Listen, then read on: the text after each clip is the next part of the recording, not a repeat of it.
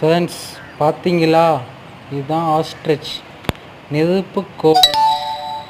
நான் வேலை பார்க்குற இடத்துல நெருப்புக்கோழி இருந்தது. நிறைய அனிமல்ஸ் இருக்குது, இருந்தாலும் நெருப்புக்கோழி பார்த்தேன்.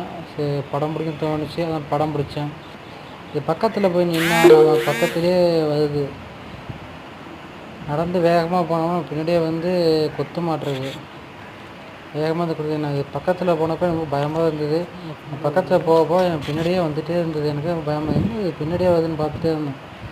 வேகமாக போனால் வேகமாக கடிக்குது, வேகமாக கொத்துது.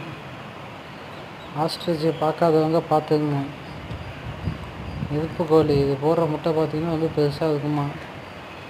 மைலுக்கு வந்து 100 கிலோமீட்டர் ஸ்பீடில் வந்து ஓடுமா. அது பின்னாடியே வந்து வந்துகிட்டே இருந்தது. Okay guys, thank you.